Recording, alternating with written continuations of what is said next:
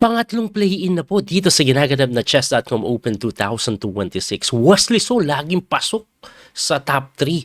Ang nangyayari nga lang, natatalo lagi sa mini-match. Kaya hindi pa rin siya nagko-qualified hanggang ngayon para makalaban niya sana sila Magnus sa playoff. Anyway, dito po sa pangatlong play-in, round 1 pa lang, nakalaban agad ni Grandmaster Wesley So, si Grandmaster Sinamo Bahed. Sa mga hindi po nakakilala kay Sinamo Bahed, sa mga nakaraang Title Tuesday po, laging napakaganda ng performance nito. Nagcha-champion pa nga kahit kasalo sila Magnus Hikaru at iba pang malalakas na player. At si Sinamo Bahed ay 15 years old pa lang. Magsi-16 pa lang po yan. Napakabatang player from Iran. Daming malalakas na bata sa Iran, no? Kahit may gera doon. Anyway, anong nangyari sa laban nila ni Wesley? Matindi po, ipon ang pinawalan ni Sinamo Bahed. Sinagot po yan ng Sicilian ni Wesley. Si Wesley So kasi pag gusto manalo, Sicilian talaga ginagawa. Anyway, knight f3, d6, tumira po ng d4, kinapture takes, and then knight develop, hitting the pawn, nag-bishop to d3. Aba, medyo kakaiba, no? Usually po kasi knight ang depensa, pero bishop d3, kaagad. Ito po yung tinatawag nilang Sicilian defense na open variation. At pag ganyan, ang kadalasang ginagawa, nagna-knight lang po sa may c6. Nagbi-bishop e3 to defend the knight, tapos nag-g3. Ibalik ko lang, no? May linya po dito na nag-g4.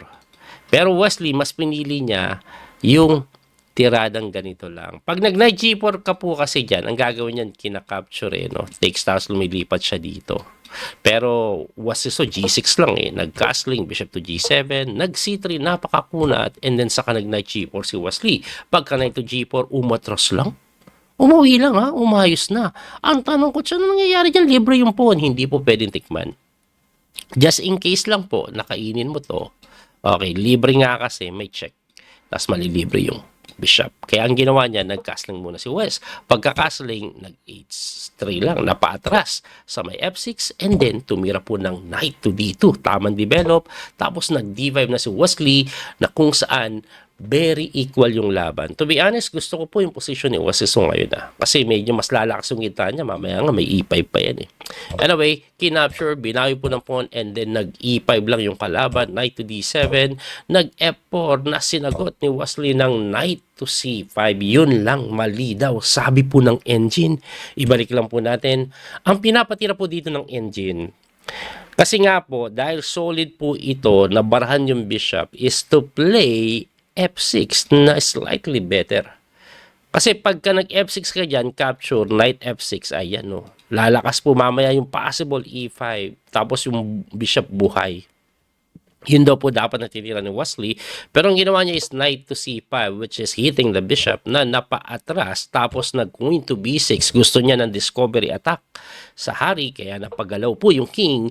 And then tumira po dito ng bishop to a6. Ayun, ang bishop a6 hindi daw maganda. Talagang kailangan daw mag-f6 po Anyway, nag-bishop a6, nag-rook to f3, and then nag-rook to d8. Gusto ata mag-d4, na sinagot lang po ng knight to b3, and then knight to e4. Ayun, pagka knight to e4, hindi po magandang tikman dahil madadali yung reyna mo. Kaya ang ginawa niya, nag-bishop develop lang, hitting the queen, na sinagot ng queen to b8. At sabi po ng engine, habang tumatagal, yung lamang ni Wesley nawawala, at hindi lang yun, napapalitan pa ng kalamangan sa side po ng white. At dito nga, clearly better daw ang white. Kasi medyo nakadevelop na siya Tapos yung piyesa ni Wesley, kahit malakas tong knight yan, anytime pwedeng kainin yan. Plus wala siyang naihit Ito, natakpan. Diba? Sabi, lamang daw po ang white, sabi ng engine Anyway, tumira po ng queen lang doon, hitting the pawn on a7, nag-rook d7 to defend, and then nag-rook to e1. Ayan pagkatira po ng bishop to c4, hitting the knight. Tingin ko po gusto niya din maitulak to later on, tinirahan lang po yan ng capture na. Anong meron? Capture, kasi wala na po yung reyna doon. Kaya nga pagka-takes, tumalon lang doon. Napakagandang tira, grabe. Pinakain yung tore, pero may kain din doon. Tapos may hit pa dito. Quality down ka. So, ang ginawa niyan, nag-rook to d5. Pagka rook to d5, umatras lang yung tore. Umatras lang, umayos na. Bakit? Kailangan pong depensahan. Pagka atras, nag-bishop to D3 to depend upon, sinagot ng bishop to D4 na mali. Ayun, nagkamali din yung kalaban sa wakas. Ibalik lang po natin, no? Ang tama tinanong, King H1 lang eh. Oh, ang gusto niya ganun. Ganun gusto. Anyway, nag-bishop to D4. Dahil doon, eto na, yung kanina pa natin pinagsisigawan na tira, pwede na daw F6 para equal. Kaso yung F6, hindi ko maititira yan dahil dito eh. Anong meron pag gumanon? Putik, kakainin lang. Hanep no? Pas pagka-text mo, kain lang ulit. Wow. Tapos kaon ng kaon. Tatakas ka syempre. Kaon. Kain muna. Kaon lang din. Ayan no, grabe ah. Yan daw ang gawin dapat. Na hindi nakita ni Wesley. Talagang yung F6 talagang wala sa idea ni Wesley. Anyway, nagtira po siya ng rook to D8 eh, na hindi daw ganun kaganda. Nagtira po ng B4 at ang B4 depending the knight. Nag-G5 ayun ang gusto niyang gawin na pampalambot dito. Na mali. Natagilid daw ang posisyon ni Wesley kasi simpleng G3 lang eh. Ngayon, akala mo capture takes eh mabubuksan eh. Ikaw bigla ma-atake na matindi. Kumbaga, na-create ka lang ng weakness, wala sa lugar. Sabi ni Wesley, ayoko na palang buksan yan, dito tayo sa kabilang bahay. Boom, nag-sacrifice. Capture, takes. And then, nag-A3 to depend upon. At yung sacrifice na po ay hindi ganun kaganda. So far, lamang daw po talaga ang puti dito. Anyway, tinirahan po yan ng A5. Kinapture lang, oh. Tapos Queen B5.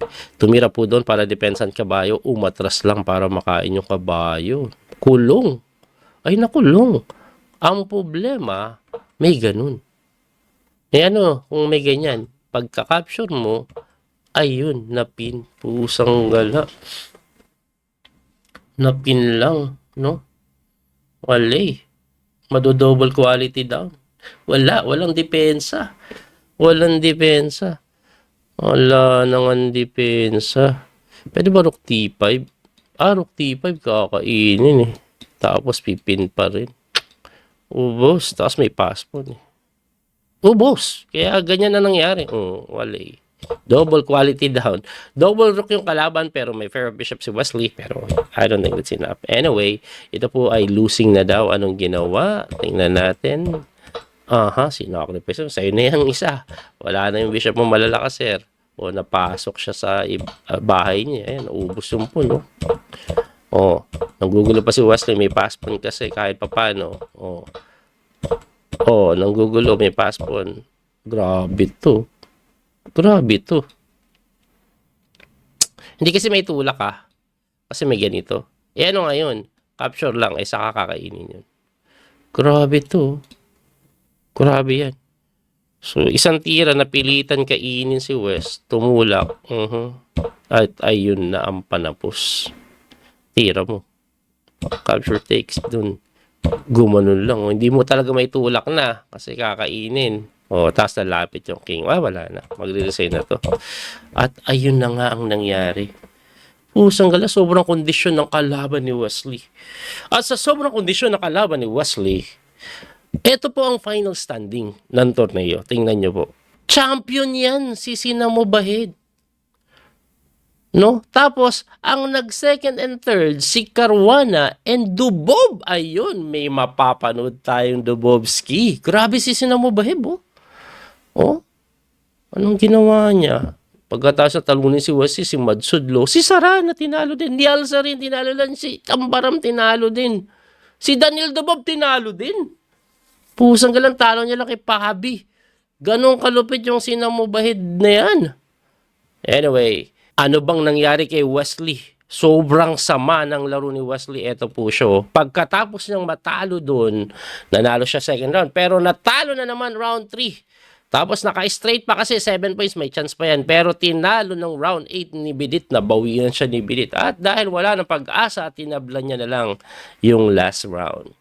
Yun po ang nangyari kay Wesley. Grabe ang sagwa ng laro ni Wesley kagabi. Wala sa kondisyon. Pero tingnan natin anong nangyari sa match between Dubov and Caruana. Kasi nga, maglalaban po sila para po kung sino ang second place. Abay, silipin po natin kung anong nangyari dyan. Game 1 po nila. Ayun, dito tayo sa side ni Dubob. Ganun pa rin po ang rules nito. Dalawang laro, unahan maka 1.5 siya ang mag-move on sa playoff. Kasama sila Magnus. Anyway, tinirahan po ng E4, E5, Knight F3, Knight C6, Bishop B5, A6. Abay, Roy Lopez. Roy Lopez, inatake, dinipensahan, B5, umatras, Bishop E7, nag-D3 lang, castling, and then A3, pasingaw, no? Kasi gaganituhin yan eh. Anyway, tinirahan po yan ng D6 na sinagot po ng knight lang doon, tumalon, grabe ha. Kung saan Torre umiwas sa posibleng pin, pero tingin ko ang pinakatema niyan, mamaya gaganin yan. Kasi pwede pong kainin yan later on eh. O kaya gaganito yan. Para lang wala siguro yung mga atake doon. Ewan ko. Dito pala mali araw. Tingnan po natin. Nag-castling hindi. Nag-H6 lang. Hindi pa ginawa. Pre-nebet muna to. Pagka H6, nag-H3 at nag-rook to E8 lang eh. Relax lang no. Tumira po ng Bishop to E3, umatras lang. Abay, relax lang. Typical ano lang, Roy Lopez setup, mga relaxing move. Tumira po ng Knight to D2, kinapture na ni Dubob, kinapture ng Bishop. Ayun o, yun yung reason yan eh. Para pwedeng kainin, yung Torre, wala sa pin, at Knight can easily maneuver. Ayun o. So, umatras, and then nag-maneuver na nga yung Knight. Nag-A5 or A4, na sinagot po ng Bishop to E3. 6, hinamon, kinapture takes, and then capture takes at nagkabawi-bawian lang. Pumasok yung Torre na kung saan umiwas sa may A7 na kung saan hinamon at dinipensan. Ayun, mali daw po yan. Mali daw yan. Grabe ka mali yan. Ibalik lang po natin, no? Ang tama tira capture. O, equal daw. Bakit mali ito? Kasi, Dubob yan eh. Nakalimutan niya. Si Dubob, pag naglalaro, laging may nakatagong biglaang sacrifice yan. Ano po ba yung sacrifice na tinago ni Dubob? Capture takes saka isang matinding simple pero ubos ka na. Pawn sacrifice. Grabe, paano naubos yung pawn sacrifice na yan? Kasi po, pag kinapture mo, hindi yan kinapture eh, kulong ang reyna. Grabe si Dubob. Grabe, no? Siyempre, hindi kinapture, nakita, umatras para hindi makulong. Kulong naman yung Bishop. Grabe yung ginawa ni Dubob. Hindi nakita ni Fabi yun. Anyway, tuloy po natin ano man nangyari. Ayan, binigay na nga din yung po, no? Sa'yo na lahat yan. Basta ako magdi-develop at aatake na pataranta. Ayan na nga po yung ginagawa. Ayun, no? Lahat pinapakain yung mga pon, eh, no? Walang value kay Dubob yung pon, eh, pag naglalaro. Di ba pinapakain lang lahat? Sa'yo lahat yan. Libre, Chumek, hindi kinain. Dumipensa lang doon. Queen to F6 at biglang nag-resign. Itong si Fabi. Bakit po siya nag-resign? Kasi po, sosokpahin, ganun. Anong meron dyan? May threat na ganito. Pag umiwas ka, capture to. Tapos makakain. Talagang ubos-ubos, may threat pa dito. Grabe! Kaya sabi ni Fabi, ayaw na. Second game na tayo. Anong nangyari sa second game? Tabla na lang ang kailangan ni Dubob. Ito po nangyari sa second game. Abay, napaka-exciting po ng second game. Tingnan nyo po So, nag-D4 si Dubob. Knight F6 si Fabi. C4. Tapos G6. Ano to? King's Indian. Yes, nag-King's Indian. Ayan King's Indian po yung naging opening nila. No? Napaka-exciting po nito. Bakit? Pag ikaw kasi na King's Indian, usually magulo yan eh. Lamang po madalas ang white sa evaluation sa opening. Pero ang gulo, kaya po maraming decisive result. Siyempre, kailangan ng panalo ni Fabi, kaya yan ang kanyang pinili. Pagkatira po dyan, umatras lang yung Bishop. Nag-king move lang, kumending lang yung king. Hindi ko sure kung sasagutin ba yan ng F4. Sinagot ni Fabi ng H5 lang. Nag-Bishop to G5. Tumira po ng Queen to E8, umiwas sa pin. Sinagot ng Queen to dito, abay papalit lang yung Bishop, no? Anyway, nag-Bishop to D7, nag-B3, napakakunat ni Dubob. Tabla lang kailangan eh. Ito naman si Fabi ang aggressive. Ayan, nag-sacrifice ng pawn. Hindi pa sacrifice, pero hinamon yung pawn. kinapture, and then binawi, kinapture, takes, at nagkapalit lang ng pyesa, sabay kunat, pusang gala, kunat lang, depensa lang, bahala ka dyan, tabla lang, kailangan ko. Huwag kang magulo, Pavi, hindi ko to guguluhin, sabi ni Dibov dito, no? Anyway, nag-open file din, nag-king move, and then rook to b1. I think the intention of rook b1 is possible pag tinulakan mo itutulak. No, tas isasara lang, bahala ka dyan. Anyway, nag-knight to g8.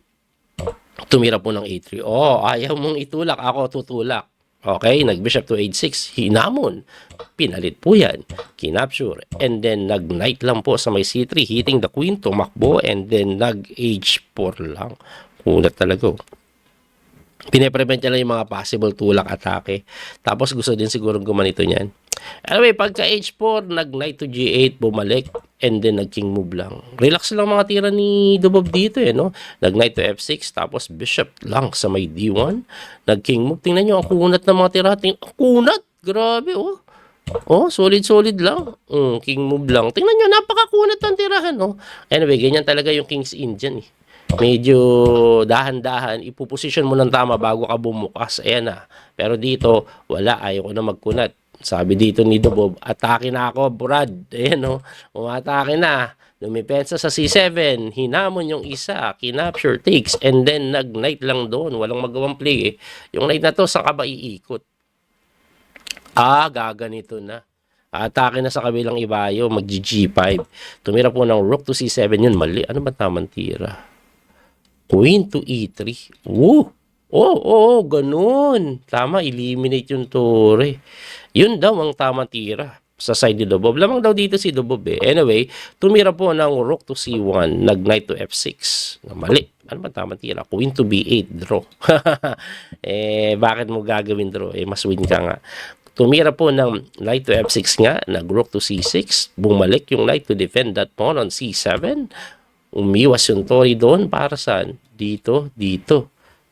Tumira po ng g5 na. Ayan na yung break natin sinasabi ko. Kinapture, knight takes. Hindi pwede exchange yung queen Mabilis matatabla. Then rook to a7. Yun, mali. Anong tira? Knight to a7. Lilipat sa c6, no? Well, tumira po ng rook a7, pinalit. Kasi nga, tabla lang kailangan ni Dubov. This is very equal. Nag-king to h6, pinin pa yung sarili, no? Bakit dyan? Gaganito. Gaganon. Kailangan niya din depensahan pala ito. May mga ganon. Anyway, umatras yung bishop, gumanon. Nag-king move, tatakbo na. Yung bishop atras, bantay po yan sa check So, kabantay din sa reyna para hindi makapasok Anyway, nakapag C5 tuloy. Ang ganda ng C5, nawala yung weakness sa C7. So, ang idea niya, atakado yung kabayo. Kaya napilitan gumanon, takes, at ang position po na ito, equal pa rin. Pero kahit pa paano, nawala yung weakness niya, D6 weak pa rin. Pero may counterplay na sa king side Tapos, ang kagandahan, mababa yung oras, malaki yung chance magkamali yung mga ganyan. Anyway, pagka F5, kinapture, takes, at medyo nakaka-atake na nga, tumira po ng bishop E2 to defend the pawn on F3. Tumira lang po ng knight doon. Ayan, may mga sundot talaga na check. Kailangan antabayanan yan. Ang ginawa, inatake yung reyna, sumundot na nga ng check, and then kining muban lang. Pusang gala, kining muban lang, pasado Check Anyway, atakado po ito, atakado din yung reyna. Kaya ang ginawa niyan, umatras, hitting the knight. Ngayon, Dubov, inaatake yung pawn niya, inaatake yung kabayo niya, napilitang kainin po ito Pagka-takes, kinapture din yung knight, at ito daw po ay equal. Tinirahan po ni Dubov ng queen to b8, napakaganda, pressure po dito. Sinagot lang po yan ng queen to f6. Naku po, less than a minute na lang si Dubov. Tapos, 1 minute eksakto si Favi. Wala pong increment ito tumira po doon hitting the pawn na dinipensahan. Ayan, pinapalit. Actually, tabla na po yan pag kinapture. Pero si Dubov, hindi niya kinapture. Alam niyo kung bakit? Pag kinapture kasi yan ni Dubov, medyo may pagkabad yung bishop. Tabla po yan. Pero mahihilo yan sa ikutan. Ang mangyayari yan, tabla yan kahit pabalik-balik ka siguro, kaya lang, yung knight yung may biglang panupresa pag panic time na. Alam niyo na yung mga tinatawag ng iba na hindi daw magandang style. Na kung saan, pag walang panic time, titira ka ng mga simple knight sacrifice. Since naka-pre-move yung kalaban mo, hindi niya kakainin yan. May mga ganun eh. Kaya hindi pinalit niyan ni Dubov. Nag-queen lang doon. Pagka-queen doon, nag-queen. Ayan, king move. Tapos tingnan nyo si Dubov. 25 seconds si Dubov. Pusang gala, nakita nyo yung king nananakbo. 24 seconds. Depensa. Ayan na, nananakbo yung king. Yung takbo ng king Tagilidski. Alam nyo bakit? Yung king din ni ano eh, ni Fabi, masakit dahil may capture, papaspon. Si Dubov, beto target niya, tingin ko eh. Oh, chumek muna. Bumunta doon. Namon ako mali. Ang tamang tira, king to b6. Tapos pag nagtulak, dito. Grabe no. Hinamon niya. Yung hamon, talo agad. Ang kailangan lang gawin ni Fabi na hindi niya ginawa, kainin. At pagka takes mo, tulak na. Eto, matagal pa daw yan. Eto na kasi paparating. No? So, mapipilitan yan. Gaganito daw, di ba? At pagka ganun, H3 pa rin. So, capture takes and this is already winning. Kasi nga, pagkatira po dito, capture ka, madidepensahan. Madidepensahan po. At pag tinulak mo, wala kakainin na to eh. Hindi mo madidepensahan to eh. Pag gumanito ka naman, knight takes e4. Every time nagagalaw ka, okay, titirahan ka ng check. Check, kain. Yang ginawa nga po eh, hindi po tinakes. Nag-queen to d7. Kining mo ban? Nag-queen doon. Kining mo ban? Nag-h4, saka nagtulak eh. No? Pagka h4, dumipensa. Nag-king move, ayun. Doon po nagkamali. 13 seconds, 12 seconds eh. No? So, ang tamang tira is knight g4 daw. Pero ang hirap na kasi makita nito. Wala kang oras, 17 seconds. Nag-king move. Queen f5. Pumunta doon. Check na naman. Pumunta doon. Pusang gala. Na may tinuman. Ay, survive pa, magulo pa eh. Kain ka dito. Ang problema po dyan, meron pong tiradang queen takes h4 with a check. Kaya ayaw niya ibigay. Grabe, kaso namati. Namati oh. Na one move checkmate ni Dubov. At dahil doon, ang pumasok si Dubov. Ito na po ang lineup for playoff. Pakita po natin. Ito po yung lineup for playoff. So, sila Magnus yung nasa taas. Yun yung 8. Nag-qualified sa play-in. Nepo, Noderbeck, Pranesh, Yu Yang Yi. And then, Sinamubaheb ang ilalagay po dito sa susunod. And then, Dubov. Tapos, may isa pang play-in na hopefully, Wesley So mag-qualified na. Inalat sa first and second play-in. Sayang. Tapos, ang sagwa ng laro niya sa play-in number 3, wala sa kondisyon. So, hopefully, makapasok pa rin. Huling play-in na. Grabe. Tingin ko ang mapipindot niya doon o mapipili niya si Magnus. It doesn't matter. Tingnan po natin kung ano mangyayari doon. Muli ito po yung Coach Speedy Master Daniel Causo. Salamat po sa inyong suporta at sana masuportahin niyo din po yung Ballejerong Chess app na nakalabas na po sa Google pero hindi pa nila pinapublic kasi may requirements pa rin 14 days beta testing. So it's almost 5 days na ata. Sinimulan yun. May mga early user kami binigyan ng link eh. Pwede namin sendan ng link. You just have to send us your email address para ma-download nyo na. Early user kayo. Ganun mangyayari. Pero kung sakaling magbigay kayo ng email address sa amin, tapos sendan namin kayo ng link, may requirements sa Google na you have to use it every day for the next 14 days. Yun lang requirements niya. Anyway, sana mag-qualify na si Wesley sa last play-in. Muli ito po yung Coach Speedy Master Daniel Causo. Hanggang sa muling pagkikita, don't forget to like and share, follow and subscribe. Bye-bye po. God bless. Thank you sa support. That little mouse, 'cause I'm an albatross.